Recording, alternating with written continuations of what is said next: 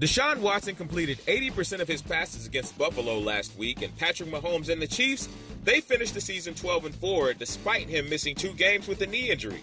Now, the Texans and the Chiefs, they play in the Divisional Round in Kansas City on Sunday, and I'm taking the Texans because Deshaun Watson, he's so good at extending plays. He's Jordan-esque with a lot of the things that he's able to do when he gets out there on the field.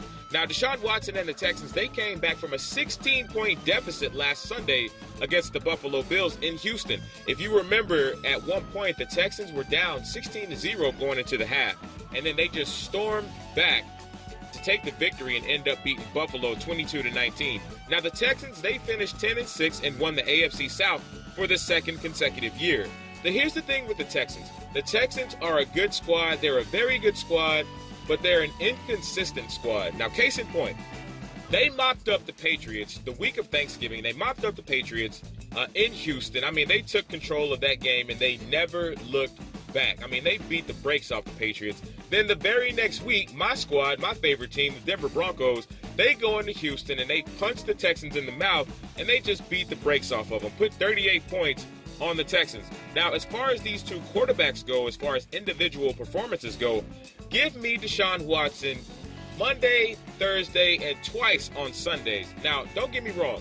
Patrick Mahomes is good. Patrick Mahomes is a very good quarterback. We saw him throw for over 5,000 yards last season and 50 or so touchdowns. So don't get me wrong. Patrick Mahomes, he's a very good quarterback. I'm not taking anything from him. But for me, I'm going to take Deshaun Watson despite Patrick Mahomes being like an Aaron Rodgers with his scrambling ability and having an arm like John Elway. I'm going to take Deshaun Watson because Deshaun Watson, with the things that he's able to do, he's almost like a magician on the field. This dude makes plays by sheer will and fight mixed with his arms and legs. Deshaun Watson, in his 40 games played in his NFL career, he has 9 fourth-quarter comebacks and 11 game-winning drives. That leads the NFL in the last 2 years. Houston's offensive line, we know the story behind Houston's offensive line. Houston's offensive line is terrible, and he still finds ways to make these amazing, game-saving, game-winning drives consistently. Now, case in point, that play last week against the Bills where he made the safety and the DB miss, he broke both tackles from both of these dudes. Then he hits Tywan Jones in the flat for the 34-yard gain that set up the 28-yard game-winning field goal. Now, Deshaun Watson, he doesn't have the tight end weaponry that Patrick Mahomes has over there in Kansas City. Deshaun Watson has Darren Fells, who's really good. He's a very good tight end. But Patrick Mahomes, he has Travis Kelce, who's arguably the best tight end in the NFL right now that Rob Gronkowski's retired. Travis Kelce caught 97 catches in 2019 alone.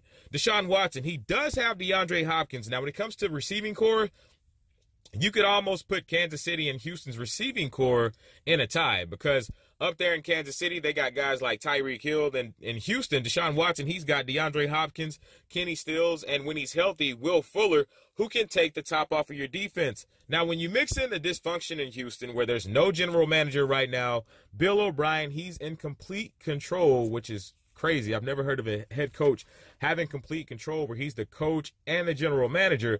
You got all that dysfunction going on in Houston in their front office right now. And when you look at that, it's amazing what Deshaun Watson is doing with this Houston Texans offense. Now, he quite possibly saved Bill O'Brien's job last week on that big play alone, because I honestly believe that if Houston would have lost that game against the Bills last Sunday, I think Bill O'Brien quite possibly would have gotten the axe, because with everything that's gone on in Houston, especially this year with the dysfunction in the front office, and then Houston consistently gets to the playoffs, but they don't make a lot of noise under Bill O'Brien's watch. I think if they would have lost that game last week, he would have got the axe. Now, the knock on Deshaun Watson, one of the few knocks on Deshaun Watson, is that he does tend to hold on to the ball too long. Now, some of that, or a lot of that, is from poor pass protection from the line. So he holds on to the ball, trying to make plays, trying to extend plays, and as a result, he tends to take more quarterback hits and sacks than he probably should. Now, here's the thing with the Texans. The Texans, they've got one of the best offenses in the league. You got the running game with Carlos Hyde and Duke Johnson mixed with that dangerous wide receiver core, mixed with that dangerous quarterback. So on offense, the Houston Texans, they can run up the score with anybody. Houston's Achilles heel is going to be their defense. Can J.J. Watt and that pass rush, can they consistently get in Patrick Mahomes' face? Can they consistently make him hesitate? Can they make him see ghosts? Can they make him get happy feet?